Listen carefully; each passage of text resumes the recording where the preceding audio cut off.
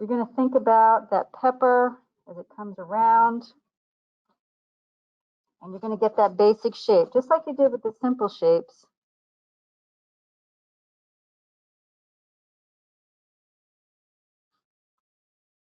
You're doing the same thing here. What's that? Absolutely.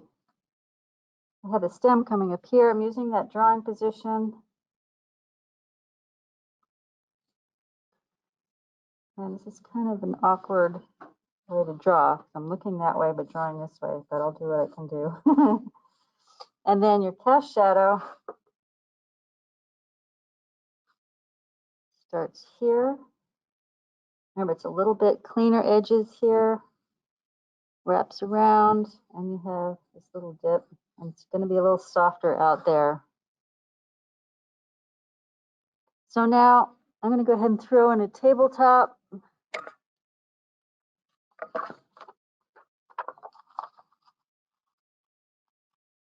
Use a straight edge for this. Oopsie.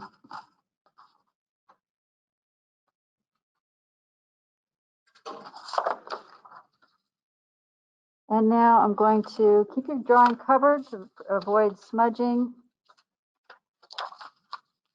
I'm going to go ahead and start, maybe define this edge a little bit cleaner out here. I think it kind of dents in right there. It comes up and around.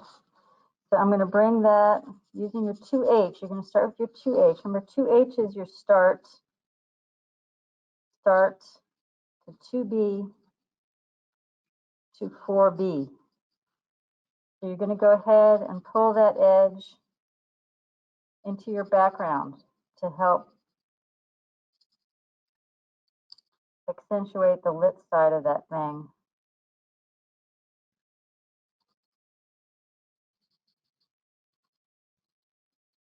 When you get to toward the edge, you want to use the point of your pencil to keep a nice sharp edge. You don't want the edge of your object to be fuzzy, because that's a hard edge object. If it were like a tennis ball, you might want it fuzzy, but these are hard edge things. So you want to keep that edge pretty hard. Again, we're not relying on line anymore. So pull that line into your background. In here, the stem, I think my computer's going to turn off in a second. I have to reset it.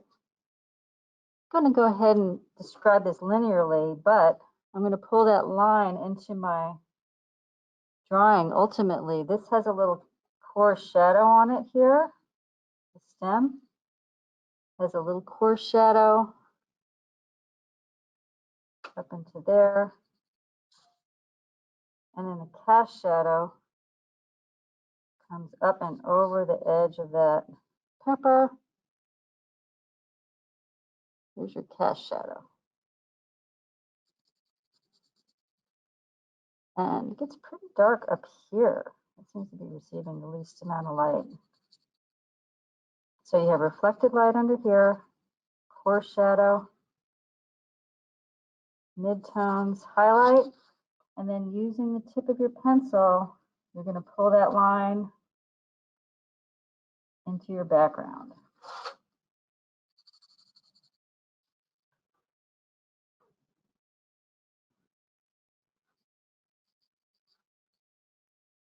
Can't let that edge get fuzzy. You use the tip and get toward that edge.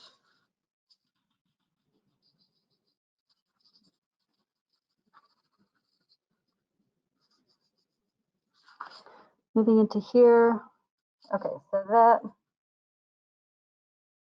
reflected light is pretty dark on there. I don't have an eraser handy, do I? Because you want to clean that up. Right there, you have a shadow coming in here. Using primarily the edge side of my pencil. You're going to get faster coverage. I see a little coarse shadow here, then a hard edge again. Shadow coming down here.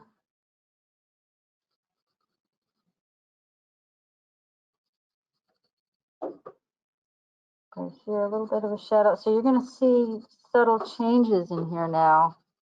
It's not such a perfect form anymore. So this pepper has a coarse shadow that's kind of zigzagging in here. All the way up to here. And you can really see that coarse shadow wrapping around the shape right here. You have a little bit of reflected light on here. And this is where you want to go back into that writing position, get a nice crisp edge. So edge control is really important on this. Consider, is it a hard edge? Is it a soft edge that you're describing? Pretty dark out here. So you want to go back to that writing position, pull that line into your form, and don't rely on line anymore. The old switcheroo, yep. So here's your midtones, coarse shadow. This would be your reflected light down here. And then as you put in that reflected light, you might want to push your core a little bit darker. And then under here, let's take a look up here for a second. So your highlight is up there.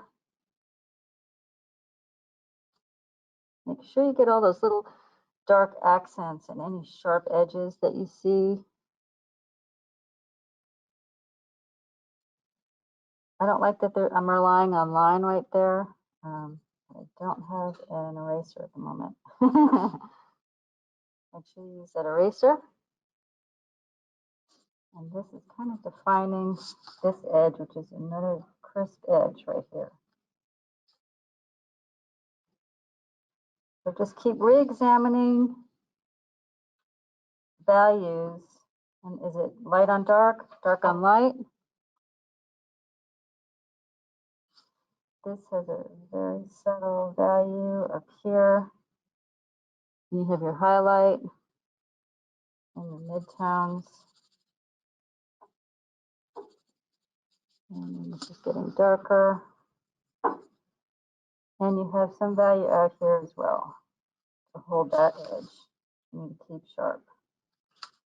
So pull that line into your pepper. Under here you have really sharp edge as you move into that occlusion shadow.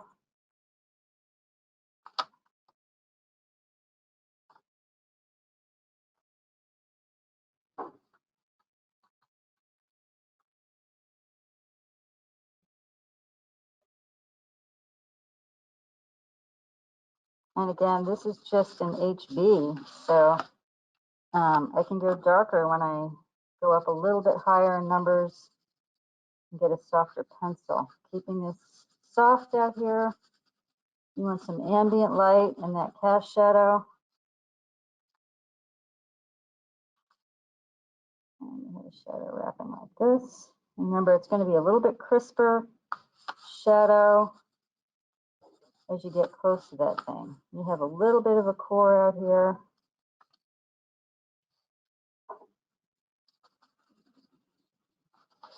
Now I'm going to switch to a 2B. I'm going to be able to see how much darker I can get in that occlusion shadow. Keeping this pretty sharp under here. That's the edge of that object. Occlusion shadow is darker. The more contrast, you don't want to go too contrasty because these are white on white. So you don't want it to appear like a darker valued object. So that's why I'm limiting you to 4B. If we get into like, if you had a dark colored object, you might want to use an ebony, go much darker. Ambient light, a little bit of a, there's like a little bump right there. The stem, I guess. And try to avoid that double shadow up there, but keep it soft out here because it's further away from the pepper and a little bit crisper edge as you get closer. So now I don't think I pushed my values enough. So now I'm going to come in with my 4B and go even darker on that core. There's a little bit of a rim light right there, which is really nice. Remember, your reflected light is always darker than your highlight. Your highlight, you're going to use the white of the paper.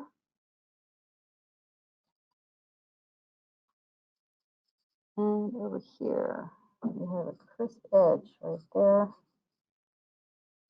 So think about that edge control on that thing. Crisp edge. There's a little reflective lit edge there.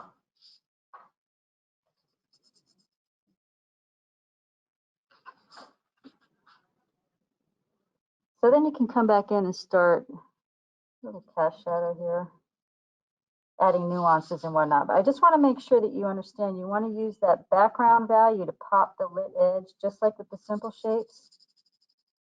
You want to be throwing value out here.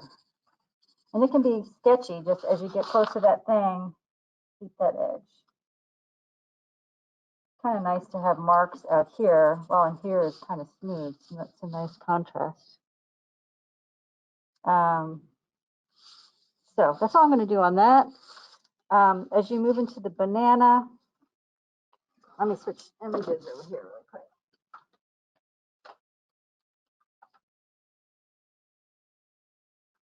So you can decide what angle you want to shoot that banana at. I have it over here. Here's a banana. So banana to me is like a cylinder. This is any of these shapes mixed together. Banana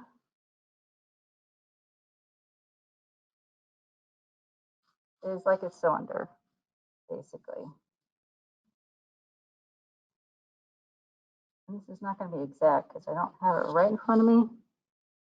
But here's your cast shadow, and it comes out from there. I don't know that you need a tabletop on this because this edge already has some value on it. Just make sure you go to that writing position and keep it nice and crisp. This is a 2B. I don't like to start with 2B because it's pretty grainy. So I'm going to go back to the HB, throw some value on that side of the banana. And then you can see this core in here, the core shadow. And it kind of dips down here. Core shadow. Midtones. Try to see if you can remember what the names of these 5 kinds of light are as you draw them.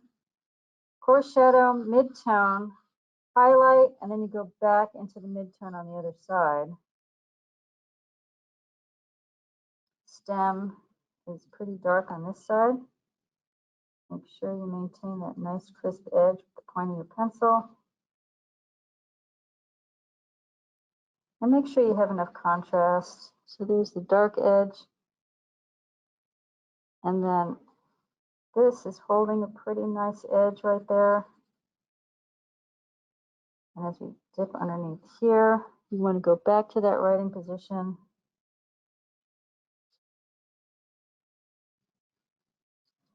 Because that's going to be your, and pull that line into your shadow. Don't rely on line anymore.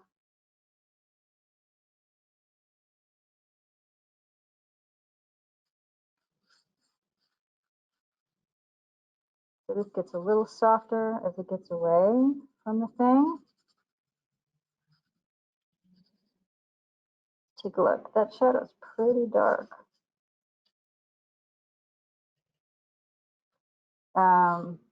So in this one, you don't really need the background value as much because this is holding the edge here, actually. It's up to you. If you want to throw a really dark, if you throw a dark value up there, your shadow and the edge of your banana is going to get lost. So make sure you keep this nice crisp edge. Switch back to my 2B. And you'll notice you can get it darker. Keep it crisp edge here. But don't rely on that line. Pull that line back into your shadow. Oh, and then reflected light is never as light as the lit side of your thing. So once you throw that reflected light in, you might decide, oh, my core shadow is not dark enough now. So maybe you darken that up a bit, right? On the, what's the last one? Apple, you definitely want to use that background value.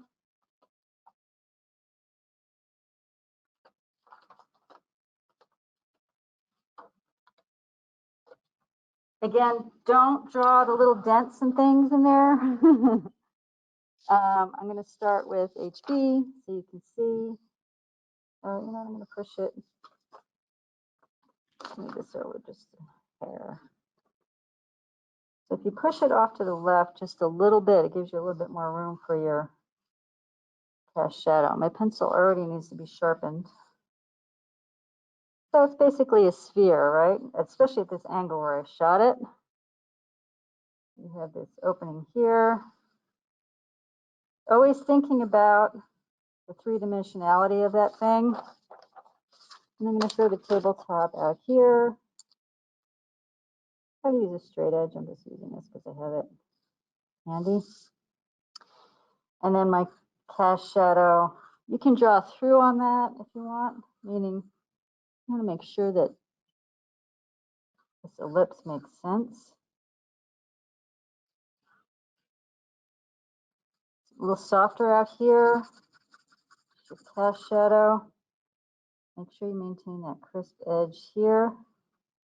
But then you pull that line into your shadow. Out here, get a nice crisp edge on there. And then pull that line into your background maybe. Remember, these things are white. It's not a real apple. But you still don't want to rely on line. You get that line out there. There's a little shadow. In this case, you have shadow here. And then your stem. Now the stem has lost some of the paint, you might notice. So if you can, don't paint the chipped paint on there. Meaning when you come in here to do your stem, if it goes behind the edge of that, really could use an eraser, but I'll try to wing it.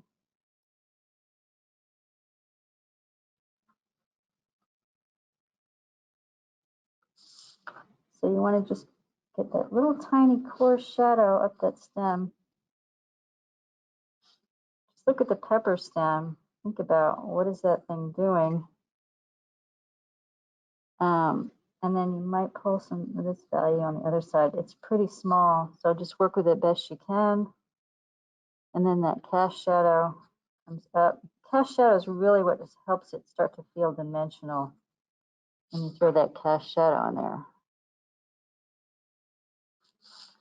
So then in this case, your core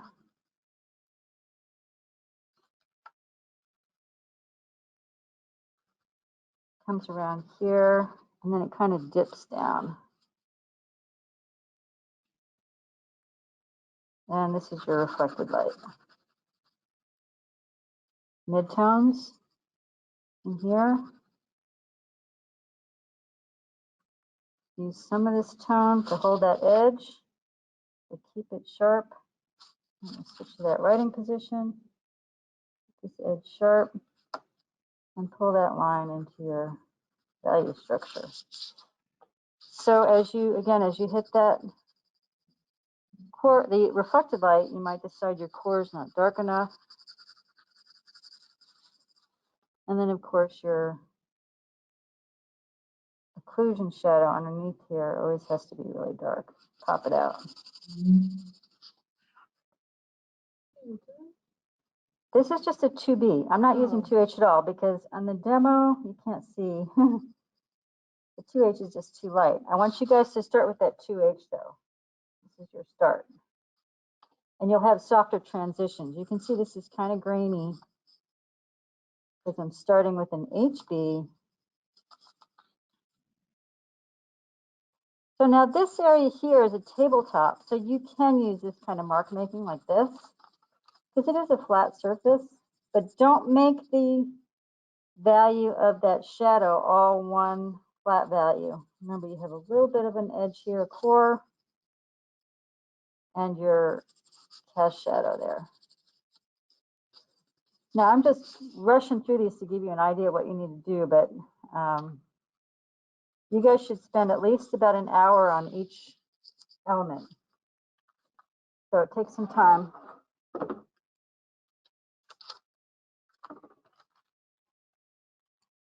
So that's about it for fruits and veggies demo.